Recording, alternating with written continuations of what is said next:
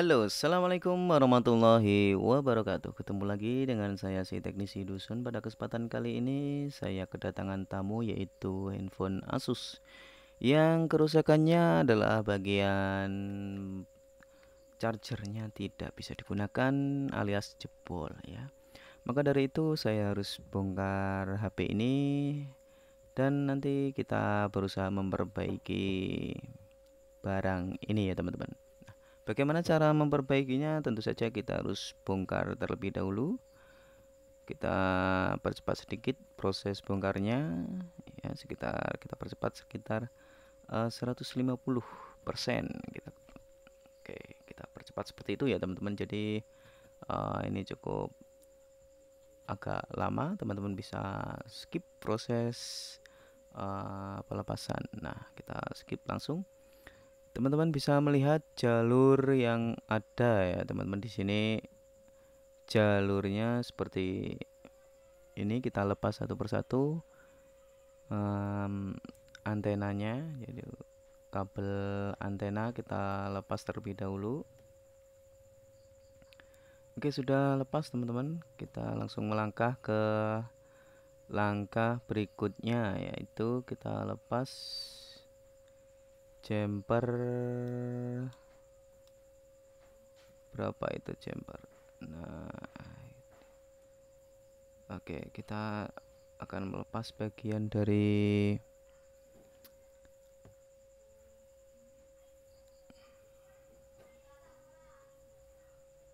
ini, kita bersihkan dulu. Mungkin ada lemnya, kita jongkal sedikit-sedikit sebelum baut itu dilepas ya. Di situ ada baut warna putih yang nanti harus dilepas, tapi sebelum itu kita jongkal sedikit-sedikit untuk menghilangkan lem di bawah itu ya. Tapi sebaiknya melepas baut terlebih dahulu sebelum membersihkan lem-lem yang ada di bawah. Oke, nah kita lepaskan dan kita lepaskan pula bagian dari getar, yaitu dinamo getarnya kita juga lepaskan. Takutnya nanti kalau proses soldering itu mengalami lepas. Nah, ini sudah saya siapkan spare partnya, kita persiapkan untuk nanti diganti. Oke, maaf saya sambil pegang HP ya teman-teman, mengisi narasinya sambil HP-an, nggak apa-apa. Jadi proses membuat video ini saya videokan sambil mereparasi, jadi saya tidak ngomong, dan setelah di editor saya tinggal ngisi suaranya saja teman-teman. Begitu prosesnya, jadi bisa agak santai untuk mengisi waktu luang. Kita editing video menggunakan Adobe Premiere dan masukkan audionya lewat Adobe. Jadi kalau lewat Adobe itu suaranya bagus ya teman-teman. Beda kalau memakai aplikasi yang lain, itu suaranya cenderung pecah teman-teman, seperti itu. Tapi sebelum itu kita bersihkan ya, kita bersihkan bagian konektor yang ingin dicabut agar agar debu itu tidak mengganggu dalam proses pencabutan ya teman-teman. Jadi kalau kita nyabut tapi masih kotor itu lumayan sulit ya teman-teman. Jadi akan menjadi penghalang saat proses tersebut. Jadi lebih baik kita bersihkan dan kemudian kita pasang solatip anti panas ya. Solatip anti panas juga ini bisa dibeli di toko spare part HP. Ini tahan suhu tinggi ya teman-teman. Ini 300 derajat saja, tidak leleh ya solasinya. Jadi memang ini solasi yang dikhususkan untuk teknisi HP yang berfungsi untuk menghindari kalau pada proses memblower ya, itu komponennya aman ya teman-teman, tidak berterbangan karena akibat proses blower ya. Jadi seperti itu teman-teman, kita perlu menghindari hal-hal yang mungkin tidak disengaja agar bisa baik lagi, seperti itu teman-teman. Oke, setelah solder blower panas, kita coba solder ulang ya, seperti ini. Jadi pelan-pelan ya teman-teman, agar waktu menyolder itu tidak hancur.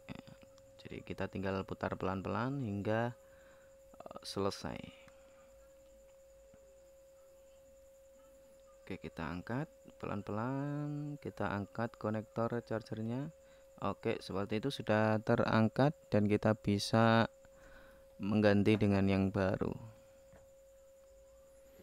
Jadi mungkin ini adalah tutorial yang cukup lama, tapi kan kalau tutorialnya lama ini kita bisa paham prosesnya atau waktu pengerjaannya ya, memang real seperti ini ya. Kalau memang pengerjaannya yang mudah saat penggantian konektor, itu pengerjaannya bisa 1 jam ya. Kalau memang butuh mencopot atau melepas LCD, biasanya waktunya semakin lama.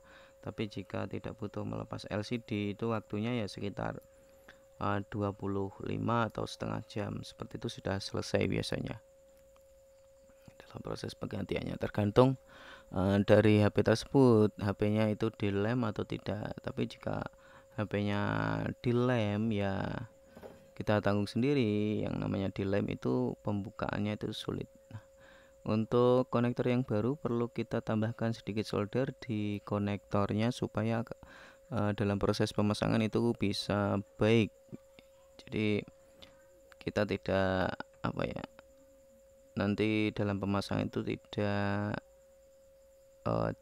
konektornya itu tidak menempel kalau tidak dikasih T0. Jadi supaya mudah menempel, kita kasih T0 sedikit teman-teman.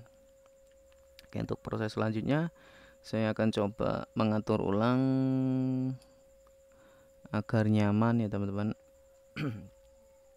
Agar nyaman, kita servis itu kita bersihkan terlebih dahulu sisa-sisa solder yang mungkin mengganggu ya teman-teman, kita bisa bersihkan terlebih dahulu sampai rata dan bagus ya teman-teman. Jangan sampai ada yang tertinggal. Jadi mungkin ada kaki-kaki komponen yang tertinggal, kita bisa menghentikan atau melepaskan dari pad-pad yang ada di jalur PCB handphone, seperti itu teman-teman.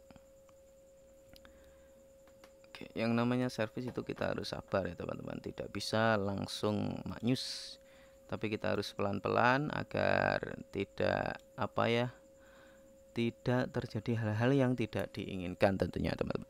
Jadi yang namanya servis itu, hal-hal yang tidak diinginkan itu biasanya bisa saja terjadi karena yang pertama adalah kelalaian, yang kedua adalah gonor. Kalau bahasa Jawanya itu gonor, nanti terjadi hal-hal yang tidak diinginkan oleh teknisi. Jadi kita perlu hati-hati karena ini adalah barang milik pelanggan kita, bukan barang milik kita sendiri yang kita bebas ngoprek sana sini dengan sendirinya.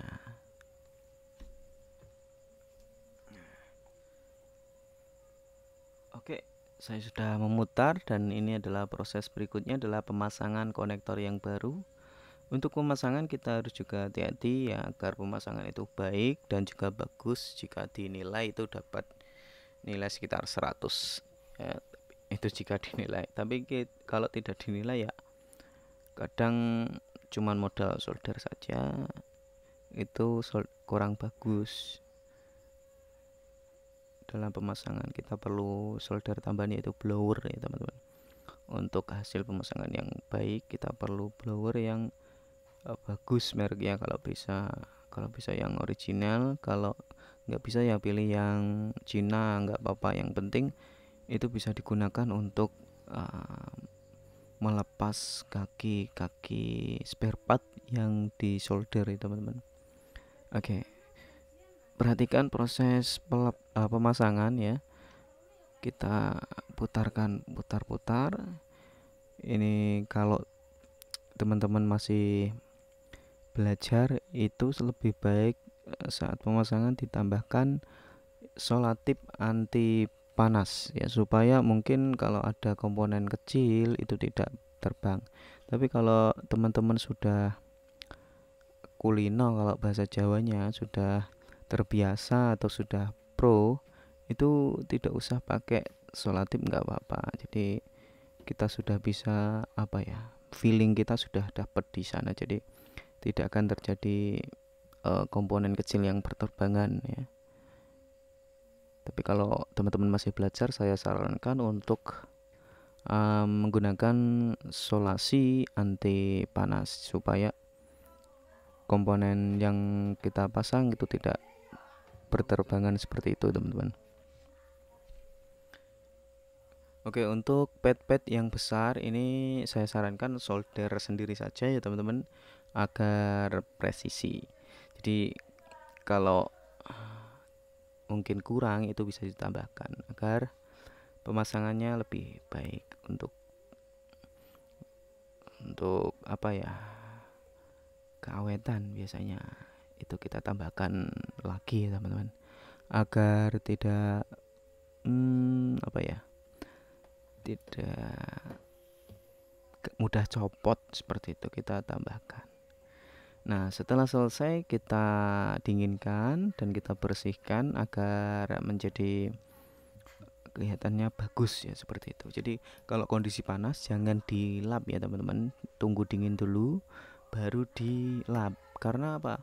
Komponen itu kalau langsung dilap nanti komponen kecil itu akan lepas. Kalau udah lepas kita kan nggak tahu tadi komponen ini posisinya di mana, karena komponen HP itu tidak apa ya, tidak seperti komponen televisi yang ada kodenya, satu dengan yang lain itu ada kodenya. Tapi kalau komponen HP itu di bodi komponennya tidak ada kode nilai yang tertera, jadi kalau berterbangan ya bingung. Nah, seperti itu, kita bersihkan lagi dan proses selanjutnya kita akan coba memasang ke PCB utama. Oke, kita pasang, coba kita baru besar supaya kita zoom out agar mungkin bisa kelihatan semua ya teman-teman. Jadi kalau jadi teknisi ya belajarnya bisa lewat YouTube kalau model sekarang.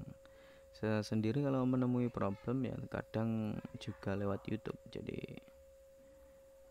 ya memang begitu, kita saling belajar, kita saling share. Kalau teman-teman yang nonton video ini mungkin punya pengetahuan, itu jangan sungkan-sungkan untuk di share di media sosial, karena nanti yang nonton kan saling apa ya, simbiosis mutualisme seperti itu. Jadi bisa saling membutuhkan ya, seperti itu. Bukannya langsung kita kalau ilmu pelit ya kadang kan orang kalau sudah pintar itu ditanya nggak jawab karena dianggap ilmunya itu dieman-eman seperti itu ya.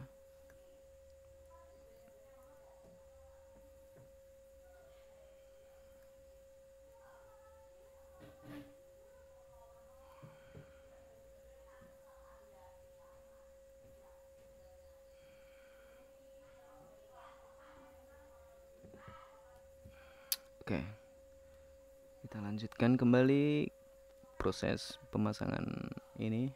Getarnya kita pasang.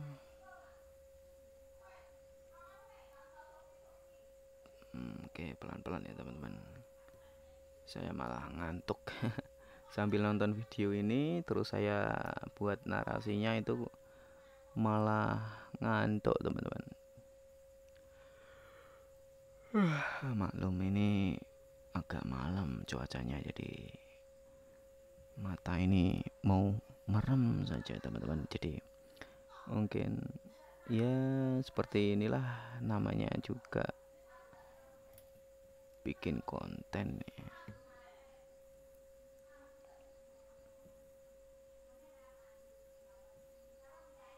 Oke, sebentar lagi sudah selesai. Ini cukup ruwet ya teman-teman, kecil barangnya, kita perlu teliti. Kadang-kadang kalau urusan mata ini sudah ngantuk pas proses pemasangan, ini lebih baik saya sarankan tidur ya teman-teman, agar apa ya, saat pemasangan itu tidak terjadi kerusakan yang fatal. Aduh,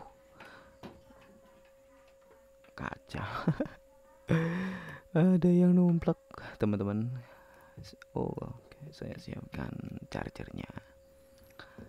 Kita siapkan chargernya untuk testing ya teman-teman. Kita testing apakah sudah baik. Coba. Oke, 1 2 3. Dan kita balik. Oke, alhamdulillah teman-teman. Uri, asik. Alhamdulillah. Bisa nyala kembali, bisa ngecas kembali. Oke. Nah, jos gandos kotos-kotos nganti bledos teman-teman. Si teknisi dusun sing lagi pemula ini bisa ganti konkes. Nah, selanjutnya kita coba pasang kembali. Apakah bisa?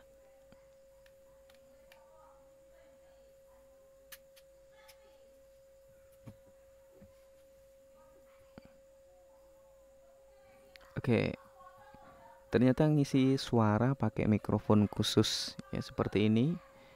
Ini suara dari luar itu tidak ketangkep,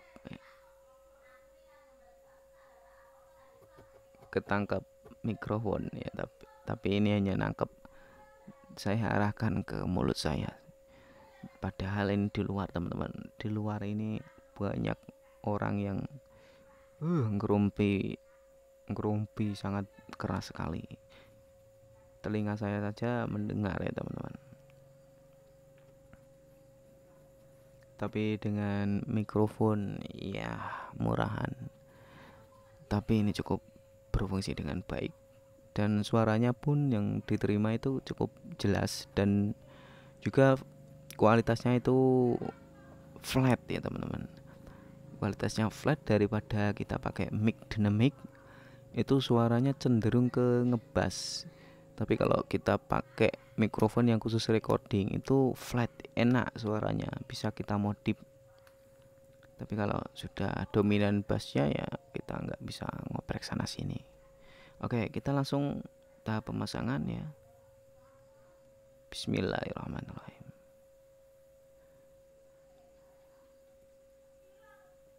Oke, udah bisa. Terima kasih teman-teman sudah menyimak video ini. Mungkin tidak sampai selesai. Wassalamualaikum warahmatullahi wabarakatuh. Bye.